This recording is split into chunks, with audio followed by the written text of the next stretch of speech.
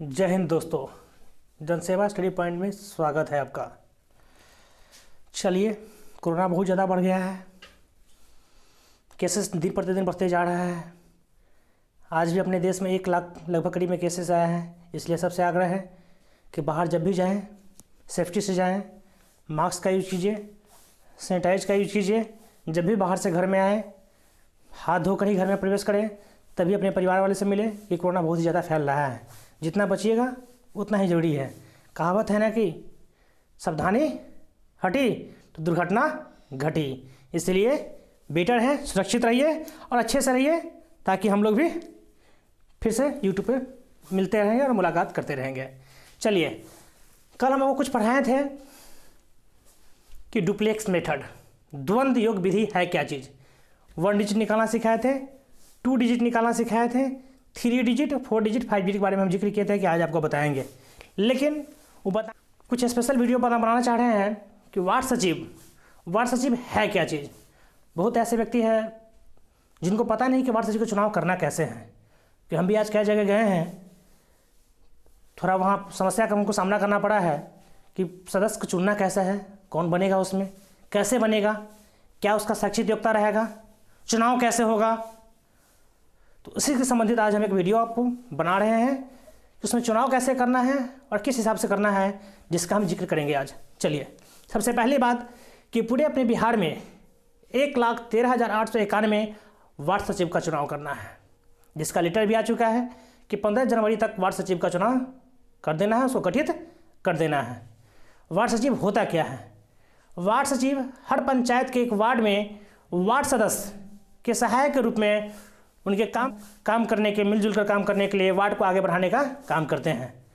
Ward सचिव का चुनाव करना कैसे है, उसका शैक्षिक योग्यता क्या होना चाहिए।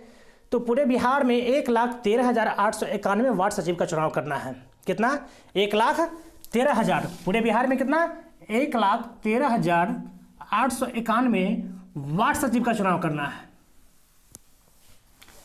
वार्ड सचिव होगा कौन? तो सबसे पहला नियम, वार्ड सचिव वही हो सकता है जो बिहार का निवासी हो। सबसे पहला रूल क्या है? वार्ड सचिव के लिए वही व्यक्ति चुनाव लड़ सकता है जो बिहार का निवासी हो। क्या होना चाहिए उसको? बिहार का निवासी होगा। दूसरा,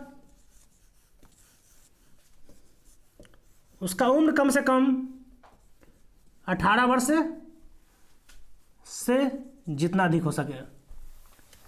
तीसरा, शैक्षिक योग्यता,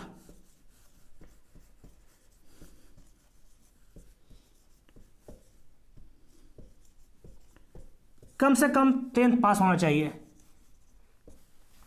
वार्ड सचिव का चुनाव लड़ने के लिए, उसमें खड़ा होने के लिए कम से कम शैक्षिक योग्यता कितना होना चाहिए? 10th पास होना चाहिए। इसलिए 10th पास होना चाहिए कि जो भी वार्ड से संबंधित जो भी काम आता है उसका लेखा जोखा रखना वार्ड सचिव का ही काम है। इन्हीं के साइन और वार्ड सदस्य के साइन के जरिए काम होता है वार्ड का। तीसरा तो वो बताइए दिए हैं। चौथा, वार्ड सचिव के लिए वही व्यक्ति इस वार्ड में लड़ सकते हैं जो जिस वार्ड में लड़ना है, जिस वार्ड में लड़ना है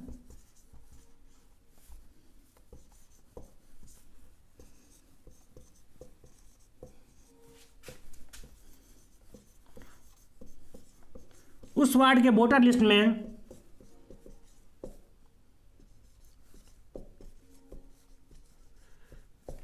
उनका नाम होना चाहिए।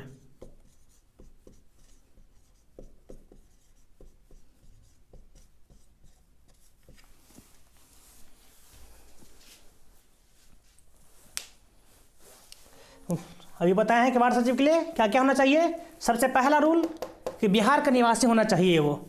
दूसरा, उसका उम्र कम से कम 18 वर्ष होना चाहिए। 18 वर्ष से मैक्सिमम जितना हो सके, कोई दिक्कत नहीं है। तीसरा, शैक्षिक योग्यता कम से कम मैट्रिक पास होना चाहिए। उससे कम वाले व्यक्ति इसके लिए अवेलेबल नहीं है, क्योंकि वार्ड सदस्य के साथ मिलकर इनको देखरेख करना है। जो भी फंड आएगा वार्ड में उसका लेखा जोखा इन्हीं को रखना है। चौथा, जिस वार्ड में वो लड़ना चाह रहे हैं उस वार्ड के वोटर लिस्ट में उनका नाम होना चाहिए। तभी वे वार्ड सचिव के चुनाव के लिए खड़ा हो सकते हैं। चलिए अब इसका चुनाव होगा कैसे। तो वार्ड सदस्य के चुनाव करने के लिए सबसे पहले हर वार्ड में, जिस पंचायत में भी हमको वार्ड सचिव का चुनाव करना है, उस पंचायत के हर वार्ड में एक वार्ड सभा का आयोजन किया जाएगा। किसके जरिए? तो वार्ड क्रियान्वयन एवं प्रबंधन समिति के जरिए एक वार्ड सभा का आयोजन किया जाएगा। उस वार्ड सभा का पेदन अध्यक्ष, उस वार्ड सभा का जो पेदन अध्यक्ष होगा वो मेन वार्ड सदस्य होगा। कौन होगा? वो वार्ड सदस्य होगा। उसका एक और मेंबर होगा जो होगा पंच, कचहरी पंच जिसको बोलते हैं, वही उसका एक वार्ड मेंबर होगा। टोटल 7 सदस्य का हमको कमेटी बैठाना है। टोटल कितना? टोटल 7 सदस्य का चुनाव करना है, जिसमें से 2 मेरा सदस्य होता है, एक पेदन अध्यक्ष होगा जो वार्ड सदस्य होगा, दूसरा कचहरी पंच होगा जो उसका मेंबर होगा। बाकी बात बच गया 5 सदस्य। जो बाकी बात बच गया कितना? 5 सदस्य बच गया। उस 5 सदस्य में हमको ऐसे व्यक्ति के लेना है जिसमें कम से कम 3 महिला भी होना चाहिए। टोटल 7 सदस्य, 7 सदस्य में 3 महिला होना जरूरी है। तो पहले ही बताया है, एक होता है पेदन अध्यक्ष, वार्ड सदस्य होगा जो मेन में अध्यक्ष हुआ, दूसरा इसका मेंबर होगा जो कचहरी पंच हुआ। तो 2 का चुनाव तो हम कर लिए, बच गया अब 5, क्योंकि 2 ऑलरेडी जनता से चुना के आता है, तो 2 हमेशा रहेगा, उसके लिए पेदन अध्यक्ष होगा उसका। बच गया 5। उस 5 का हमको चुनाव करना है। इसको मिटा देते हैं, बाकी बात समझिएगा कैसे चुनना है। सो कमेटी का सदस्य होगा कौन कौन, चलिए उसमें हम जिक्र करते हैं। अभी वार्ड प्रबंधन क्रियान्वयन समिति का जो 7 सदस्य होगा, उसका एक मेन मेंबर होगा पेदन अध्यक्ष, वार्ड सदस्य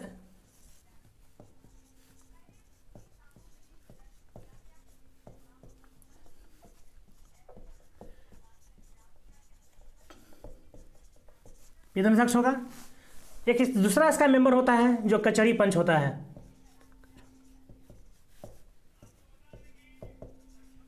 कचहरी पंच होता है।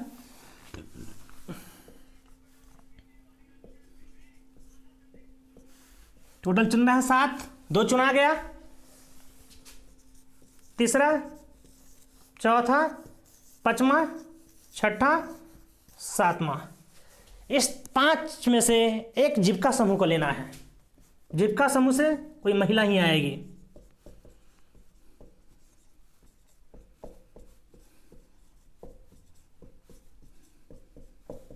जीविका समूह से क्या आएगी? कोई महिला ही आएगी।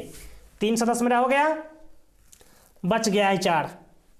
इस 4 सदस्य में 4 कैटेगरी से आएगा, जिसमें 2 तो अनुसूचित जाति से ही चाहिए हमको।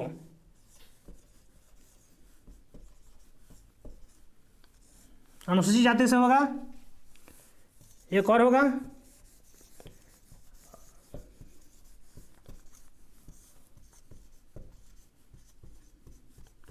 अनुसूचित जनजाति, जिसको अल्पसंख्यक कहते हैं।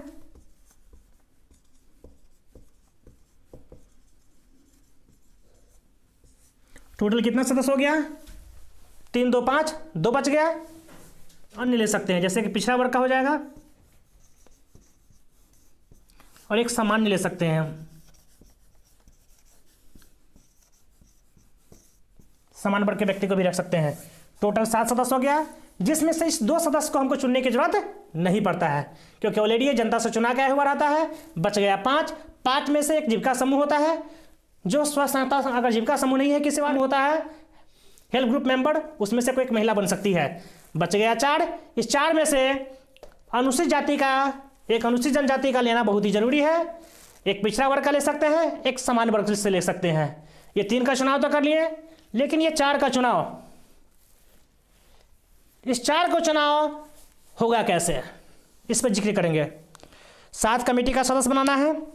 इस 7 में से 4 का चुनाव जो भी वार्ड सभा में व्यक्ति उपस्थित होंगे, जो भी पब्लिक उस वार्ड सभा में उपस्थित होंगे, उन्हीं के जरिए ये 4 सदस्यों का चुनाव होगा। वार्ड सभा में उपस्थित व्यक्ति 4 सदस्यों का चुनाव करेंगे।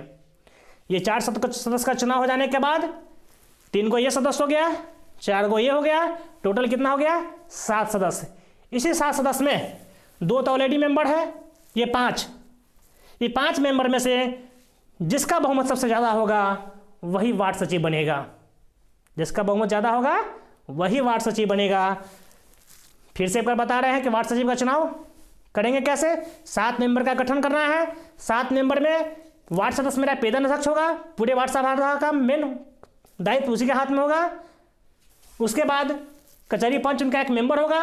ये दोनों मेरा ऑलरेडी परमानेंट मेंबर होते हैं 5 साल के लिए, क्योंकि जनता के द्वारा ऑलरेडी चुनाव कराते हैं। बाकी बच गया 5। ये 5 व्यक्तियों का चुनाव वहाँ का वार्ड सभा में जितने भी व्यक्ति उपस्थित होंगे उनके सर्वसम्मति से होगा। ये सर्वसम्मति के से 5 व्यक्तियों के चुनाव में जिनका बहुमत सबसे ज़्यादा होगा वही वार्ड सचिव कहलाएंगे। उन्हीं को वार्ड सचिव के रूप में आगे का कार्यभार करना होगा। दोस्तों, जो भी हम समझाए आपको समझ में आ गया होगा कि वार्ड सचिव का चुनाव करना कैसे है, क्योंकि हमको भी आज का बहुत सामना करना पड़ा और हम भी चुन नहीं पाए उसमें, क्योंकि हमको समझ में नहीं आया था कैसे चुनाव करना है। बाद में हम आए, इस पर मंथन किए, सोचे इसके बारे में, पढ़े उढ़े कुछ, तब जाके पता चला कि इसका चुनाव कैसे करना है। इसलिए दोस्तों, आज हम मैथ का क्लास आपको दे नहीं पाए हैं। चलिए, जो बच गया उसके लिए ज़रूरी था, ये भी कल देंगे। जिनके पास भी जानकारी नहीं है उनको लाइक कीजिए, शेयर कीजिए, कमेंट कीजिए, जितना हो सके दूर तक फैलाने का कोशिश कीजिए। फिर से एक बार कहना चाहते हैं कि जन सेवा स्टडी पॉइंट का काम ही है लोगों को जागरूक करना और उनकी समस्याओं का समाधान कर कर उनके पास पहुंचाना। हमसे जितना जन बन पाएगा हम आपके लिए हमेशा जो जानकारी हमको होगा वो आपके पास भेजते रहेंगे, ताकि सहूलियत पा सके, उसको आगे बढ़ा सके।